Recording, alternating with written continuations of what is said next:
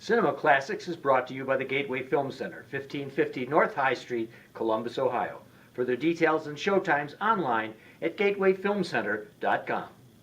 The award-winning Cinema Classics is produced by John DeSando and Johnny DiLoretto. Listen to the shows online at WCBE.org and like us on Facebook.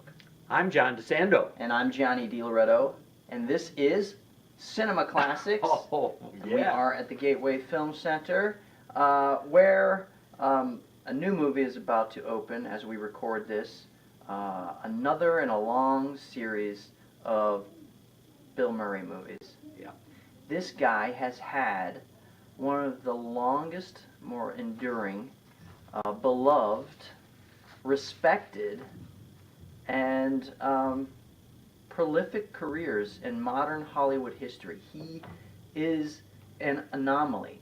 And he's not just a character actor, he's a star, and he doesn't look like a star. That's just the top of the Bill Murray puzzle. You're talking about St. Vincent. Is the new movie he's coming out. Now, for me, Bill Murray is nothing.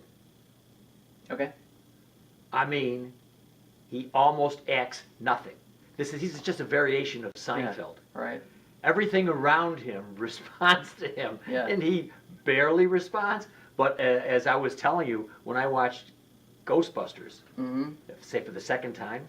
You've only seen it twice? Yeah, right. And when Murray starts talking and Aykroyd, I'm cracking up. Right. The first word or two.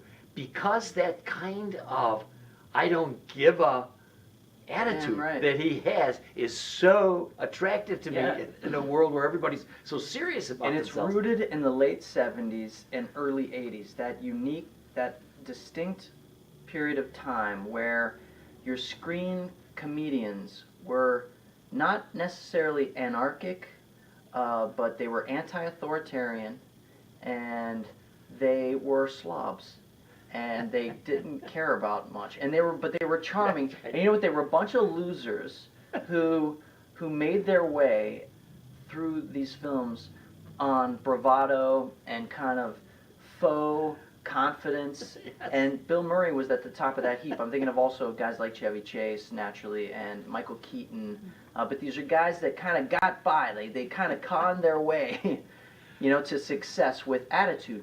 I think that you hit on something that's really important to me.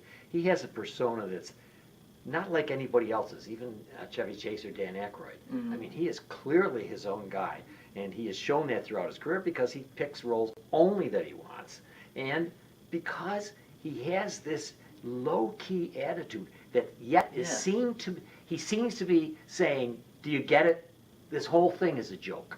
And are you in with me on it? Yeah, it's interesting. Like when you say that, even when you look back at his earlier roles, his more overtly comic roles, thinking of Stripes and Caddyshack. Right. Even though he's being goofy and silly, it's almost like an effortless. For me, the one that sealed my love of Bill Murray was 2003's Lost in Translation, which is not comedic. Before you go, you're going to go. All right. I'm going to say that role and that performance and the way we think of him could not be possible without, I think it's 2001's Rushmore.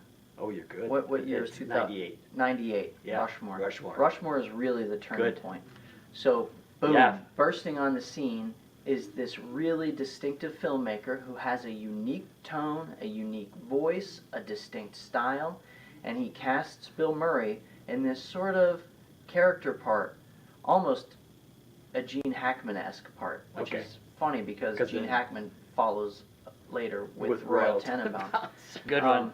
But without Wes Anderson kind of paving the way for Bill Murray to explore his more mature side. And that iconoclastic, goofy side that's Wes Anderson too, that tongue-in-cheek, and I think he's in at least 5 of Anderson's films. Yeah, I think so. Well, he built the Life Aquatic of Steve Zissou around Bill Murray. Right. But unfortunately not Wes Anderson's most successful endeavor. No, it's not, Anyway, for Lost in Translation, where he plays Bob Harris, the star from America who goes over to Japan to do a commercial for booze. Right. Very, very understated. And I remember hearing that he left when they announced who won, because he missed the Oscar. Oh, is that right? Yeah, and he was really very disappointed. I think rightfully so disappointed, because that was the role of his lifetime, I thought. That's interesting. So I think there are two other things we have to talk about when we talk about Bill Murray's career. One is the downtime. I would say I would put this in like the late 80s, early 90s. Scrooged kind of thing. Like Scrooge, Shop even of though Horrors. even though Scrooged is well thought of Right, now, right, yeah. it wasn't at the time. Little Shop of Horrors, he had a Right. small part in that. Yeah, Razor's Edge. I'm thinking about Razor's Edge. Yeah, That's well, yeah. what year is that? That's early. That's like 83. 84. What's later? Like Well, 89? I'm I thinking know about you. like Yeah, 88. well, you've got Ghostbusters 2 coming. Post Ghostbusters 2. All right, but here's the one, because I cut out a lot of the ones that I thought were junk. Oh, okay. 93, Yeah. Groundhog Day. Oh, yeah, yeah. So it starts. It starts You're to right. turn You're right. around. I have a But- gap here between 89, Ghostbusters 2, and 93, because I wasn't interested in Well, any of the movies that I Ghostbusters said. 2, yeah, although it hit, Ghostbusters 2, yeah. wasn't well thought of, wasn't Right. well received. But he had some smaller movies like Quick Change. Oh, good. Yeah. He had a movie called What About Bob, which again, underperformed at the time, but is now Okay. a little more highly thought of. But he kind of had this period where I don't know if he was getting bored with performing or what, but certainly it all turns the corner when he makes Rushmore.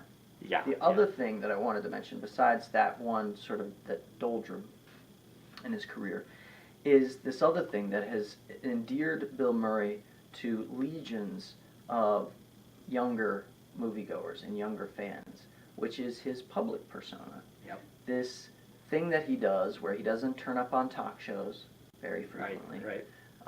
When he does, they're more like these thoughtful talk shows that no one watches. And then he does these things where like he'll just show up at a guy's wedding. You know? Oh, right. He'll I've heard show that. up, He'll like somebody will spot Bill Murray and ask him, "Hey, will you do this silly video with me?" Like I remember some guy approached him in an airport and asked him if he would do a slow motion walking video, like like the crew from Reservoir Dogs, and he agreed to do it. And this kind of playful public persona that he has, that's somewhat unapproachable still. But, Yeah. But every once in a while, the public hits the Bill Murray lottery, the jackpot, and he does one of these little charming things. Here's a man who has made millions, Mhm.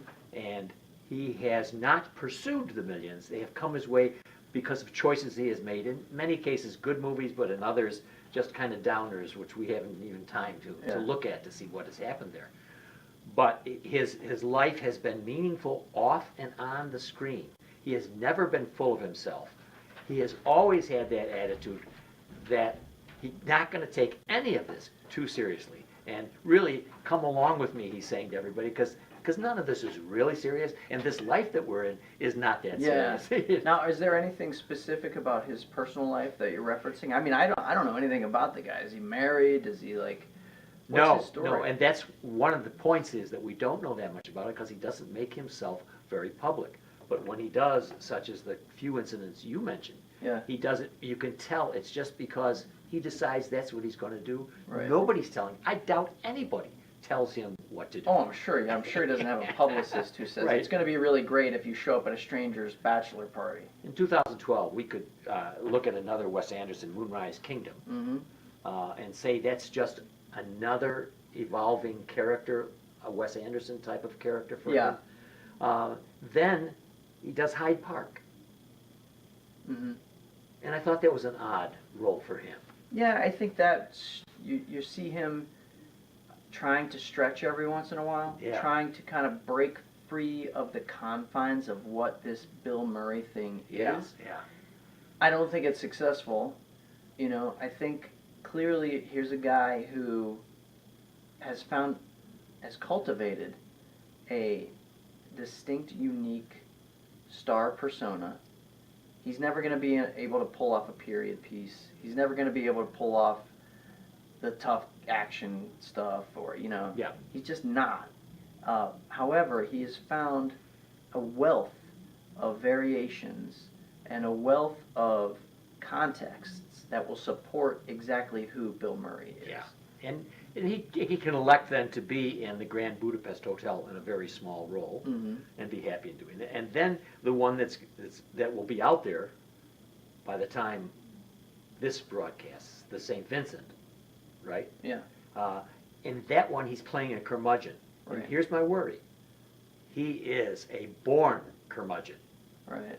And I'm hoping this doesn't usher us into a new curmudgeon era for him. Oh, I see. And it's funny in parts, it's poignant in parts.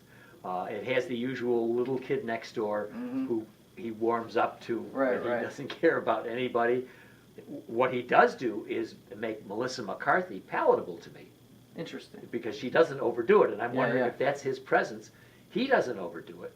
He's just as understated as usual, but he really just doesn't care much about his fellow human beings. Yeah. You know, real quick, this just shot through my memory. Another turning point for Bill Murray, which marked this period where we knew we were going to start to see something different from him, was in the early 90s, mid-90s. He did a movie with Robert De Niro Oh. called Mad Dog and Glory. Oh. And Wow. and they both agreed that they were going to switch parts. And so Murray played the gangster, and De Niro played the hangdog kind of socially awkward neighbor who was taking care of Uma Thurman or whatever.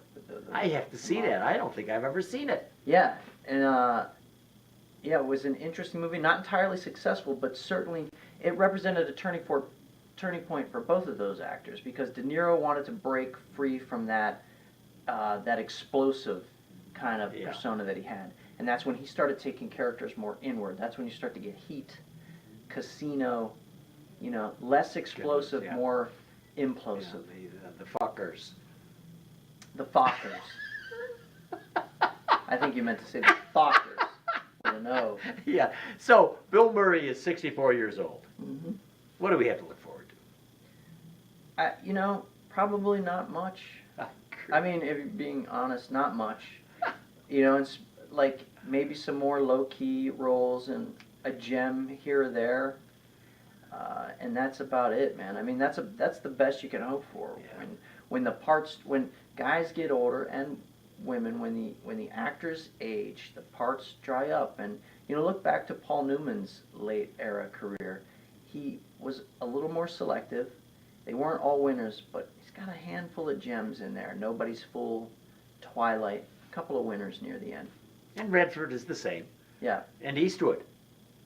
Yeah, Eastwood, I think Gran Torino as a performer is his final. Similar to what Murray may be pulling off with St. Vincent. Yeah, it's kind of a comic Gran Torino now.